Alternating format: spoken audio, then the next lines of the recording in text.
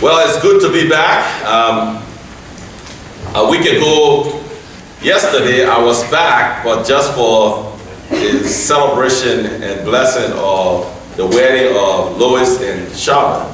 And then I was off. And last Sunday, I was in Florence with our brothers and sisters at St. Catherine's, where I preached and celebrated for them. And Sunday afternoon, I got on a flight and went to Baltimore for the annual meeting conference of the Union of Black Episcopalians. Flew back to South Carolina on Wednesday, and on Thursday afternoon, I got a U-Haul van, no, not a U-Haul van, a hearse van, and drove my niece and her family to Kansas City, Missouri, and then flew back yesterday. And that's the short version of this whirlwind of things that happened. But here is the thing that happened yesterday that only God could have orchestrated. As I said, a week ago last Saturday, I was here to celebrate and bless the wedding, the joining together of Charlotte and Lois. And they left on Sunday and headed to New York City for the honeymoon. And I left and went to Baltimore, and then, as I said, came back and went to Kansas City. And I'm flying back from Kansas City on Spirit Air. They bring me through Detroit, and from Detroit to New York City, and from New York City to Myrtle Beach. I'm in a plane, we get to New York City, and they said, those of you that are on this plane going to Myrtle Beach, please stay on the plane. So I'm on the plane, I'm sitting, and I'm reading one of those Living Church magazine. And lo and behold, Charlotte and Lois come and sit next to me. How could this have happened?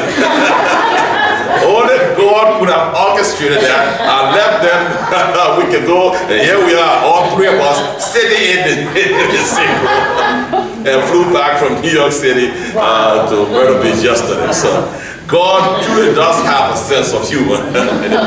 So we had a conversation coming back, and if we had told the people on the plane that they got married a week ago and I was the one who did it, they would have been surprised to know that. But I just have to share that with you, because sometimes in life things happen and you look back and say, how in the world could this have happened?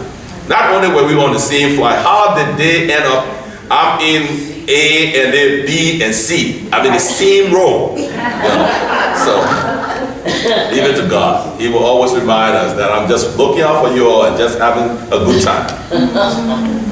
But that's aside from the fact that our sermon this morning, all three texts, if you will, from the second book of Samuel and John's Gospel, all three of our texts this morning, the epistles, we have enough to preach from. But I want to focus our attention this morning more on the second book of Samuel. I want to tell you the story again, just to refresh your memory, just in case you don't remember the story. I want to tell you the story because we live in a world in which people who are deceptive in their dealings sometimes pretend to be more than they truly are. We are all perfect until we are caught. Let me say that again. We are all perfect until we are caught. Years ago, before I left Liberia, Jimmy Swaggart, you all know this televangelist. I mean, he came to Liberia, and I tell you, it was like Jesus had returned. Everybody was trying to make their way, and he came. I mean, brought his whole entourage, and there was a big evangelistic stuff that week. And everyone, I mean, this thing was huge. And he came back to the States, and shortly after he came back to the States with all of his sermons, brimstone and fire, he was caught one night doing the things that people shouldn't be doing, if you will. And then he started to confess. Here is someone who, for many years, have been pointing out the wrong other people were doing, and lo and behold, he himself was doing something. When we think God is not looking, God is looking and wondering how long we can carry on. So that brings me to David. David thought nobody knew his deception, but guess who was looking? God was looking at David carrying on these things, and God sent Nathan to let David know that I have seen everything that you've done. So here is the story. David has returned from war, and he was finally getting some rest from all of the warring stuff that he had been involved with. And one afternoon he gets up and he's walking at the top of the king's palace. And I don't know how close the houses must have been, but it was close enough that while he's walking at the top of his palace, he looks and he sees a woman taking a shower. And he looks again. That's the second look that gets you anyway, but he looks again. And he calls his servants to go and inquire, who is that woman taking bath? And they come back and tell him that she is Bathsheba, Uriah's wife. Oh, go and tell her to come. She comes to David, and he goes to bed with her. She sends word back to him after a few weeks, I'm pregnant. Uh-oh. That's Uriah's wife. So David now decides we have to do something about this.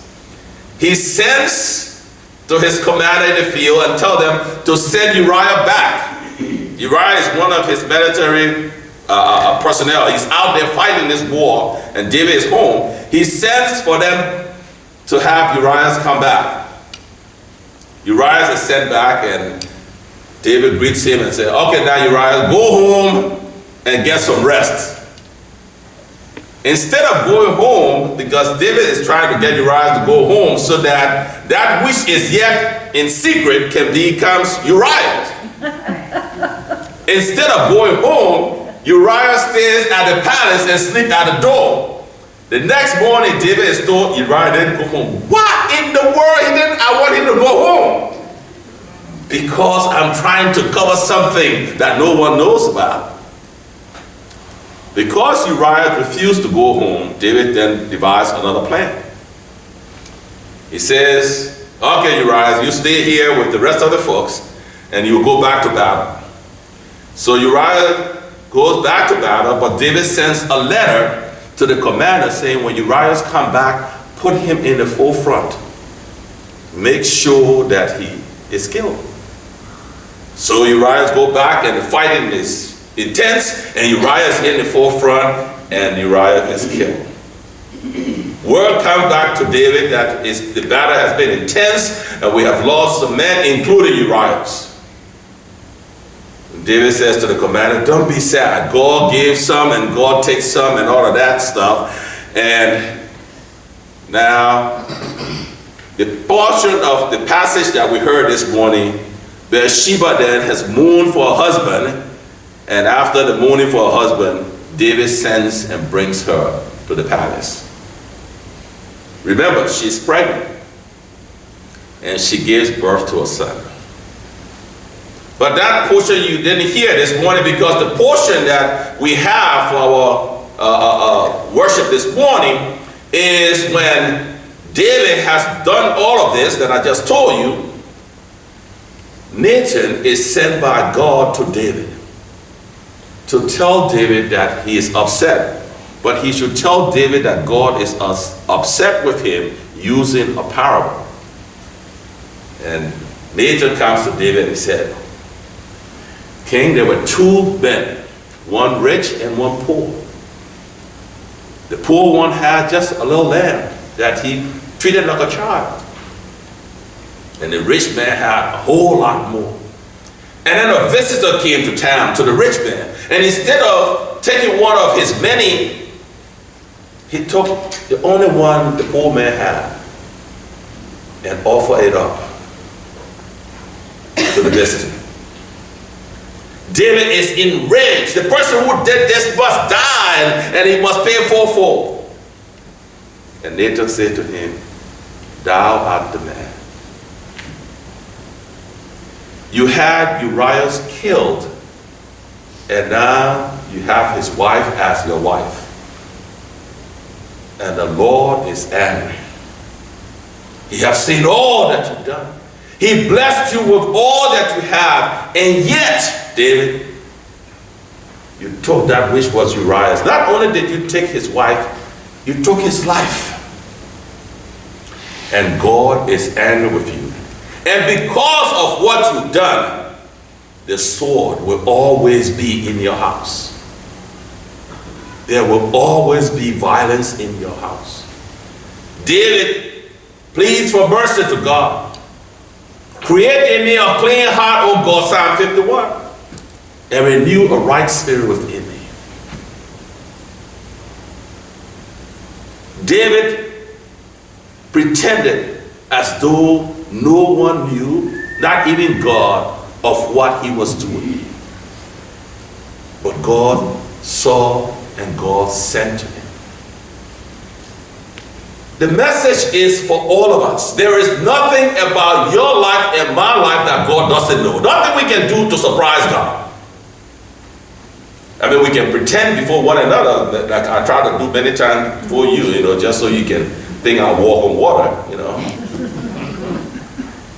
I can carry on in my pretenses so that you can take me to be more than who I am, if you will. You can carry on for me to think more highly of you. But at the end of the day, God sees through all of our deceptions. And God is not pleased with the way we behave. Nothing about me or you God is not aware of. I may not know it, and you may not know about me, but God sees it. God sent Nathan to David to remind him, I have seen what you've done. And I'm displeased with that. And because of that, you have brought trouble, if you will, upon your household. And the story is there for us to read. There will be trouble for David for years to come because of what he had done. The second look caused him to go beyond that to the point of claiming another man's life. Where are you in your walk with God? What do you think God is not aware of? What hinders your relationship with God because of what you think God is not aware of? What hinders my relationship with God because of what I think God is not aware of? God knows it all about you and me. And so when we come to Him, we should come and let the psalmist create in me a clean heart, O God, and renew a right spirit. Take not your Holy Spirit from me, for I am fully aware of all of my shortcomings and my evil doings. Have mercy upon me, the psalmist will say. We all come to God seeking God's mercy and forgiveness. And so when you fast forward that to the gospel, then Jesus comes as the one who is sent from God to bring new life, to bring the bread of life that is not only for our physical hunger, but for our spiritual sustenance. That we can feed on Him, because without Him, you and I can do nothing. Give us, O Lord, the bread of life so that we may not hunger. Give us the water of life so that we may not thirst again. Come, Lord Jesus, and abide with us, so that in our walk with you daily, we may be reminded that you are fully aware of all that we say and do. May we this day and the days to come continuously seek to nurture our relationship with Him amidst all that life may bring our way, knowing that God is fully aware of us and where we are. And there is nothing in our life that is a surprise to God. He sees us for who we are, and yet calls us His beloved. He sees us for who we are, and yet calls us His beloved. may He pour out His Spirit upon us, that we may walk as the children of light, that we may be a light to this world that is looking to see the Christ who lives in us. And may they truly see the Christ who lives in us, now and always. Amen. Amen.